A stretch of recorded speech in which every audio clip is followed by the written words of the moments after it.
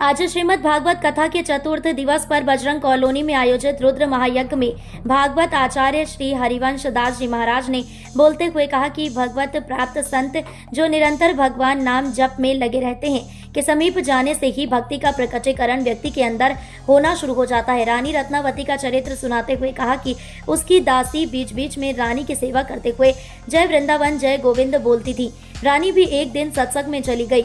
जब लोगों ने राजा को बताया तो राजा ने रानी से कहा कि मर्यादा लांघ कर ना जाएं, परंतु रानी का मन नहीं मानता था और सत्संग में चली जाती थी।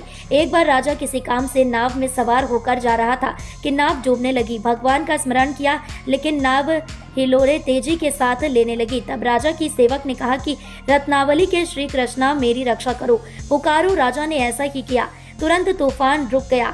तब राजा की समझ में हरि नाम संकीर्तन की महिमा आ गई।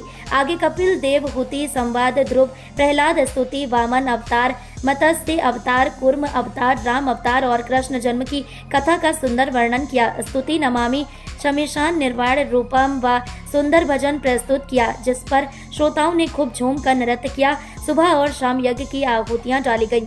भागवत का पूजन नावेंद्र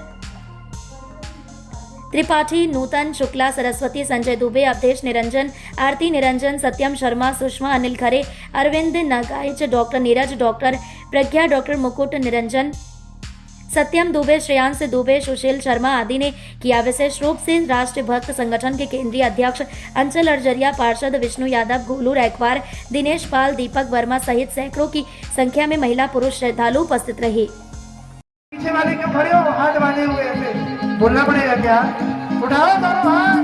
ब्रज में है जय जयकार नंद घर लाला जायो रे। ब्रज में है जय जयकार नंद घर लाला जायो रे। हाँ लाला जायो है, यशोदा ने लाला जायो है। हाँ 84 कोस में भैया 84 आप लोग सही करते हो।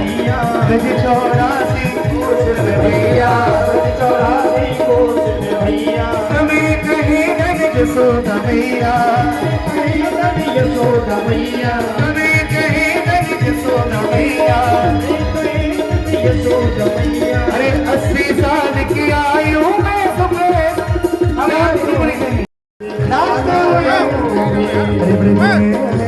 जय जयकार नंद घर लाला जायो रे। ब्रज में जय जयकार नंद घर लाला जायो लाला जायो रे। यशोदा लाला जायो लाला जायो रे। यशोदा ने लाला जायो लाला जायो रे। यशोदा ने लाला जायो लाला जायो रे। यशोदा ने लाला जायो रे। ब्रज में ब्रज में मेरे राम जी के लिए 19 रहे, अभी तो राम जी से भी 21 बहु आनी चाहिए। तब तो हम संतुष्ट होंगे, नहीं तो संतुष्ट नहीं होंगे। अच्छा, माताओं को जैसे ये पता चला कि विश्वामित्र जी ले तो जा रहे हैं, हमारा स्वयंवर हो रहा है। स्वयंवर में महाराज भगवान श्री राम ने धनुष को उठाया, प्रत्यंचा जैसी चलाई, धनुष टूटा। अच्छा, धनुष जैसी टूटा ना, भगवान शिवदेव को ये भाव आ गया क्या?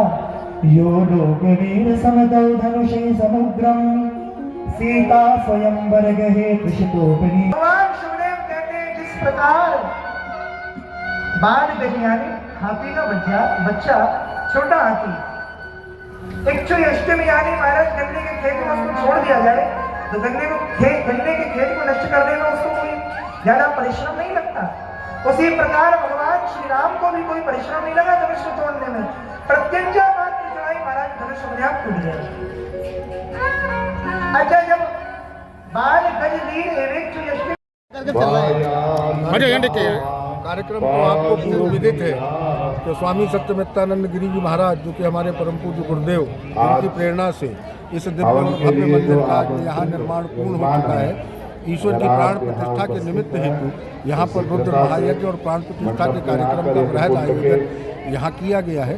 बगल में आप देख पा रहे होंगे कि यज्ञशाला सजी हुई है, सामने भागवत का पंडाल सजा हुआ है, जहाँ मतलब अपने आप में एक अनूठा दृश्य आपको दिखाई पड़ रहा होगा। आज के इस कार्यक्रम में भगवान राम का जन्म हुआ और भगवान श्री कृष्ण का जन्म हुआ। भगवान श्री कृष्ण की दिव्य और भव्य आरती यहाँ पर हुई। और मैं समझता हूँ कि आसपास के पूरे क्षेत्रवासियों के लिए एक इस मंदिर जिसका नाम समन्वय आराधना देवालय रखा गया है, निश्चित तौर पर जो हमारे परम पूज्य गुरुदेव भगवान की जो एक सोच थी कि पूरे भारतवर्ष में एक समन्वय स्थापित किया जाए, सारा हिंदू सनातन एक रहे, आज उसकी परिकल्पना यहाँ हमको साकार होती हुई दिख रही है। श्रद्धालु दुनिया के श्रद्धालु आ रहे हैं, पंडा बड़ा पड़ा है, इसमें क्या कहेंगे आप? इस पे ये परम पूज्य गुरुदेव भगवान की कृपा और ईश्वर की कृपा और भोले बाबा की कृपा है।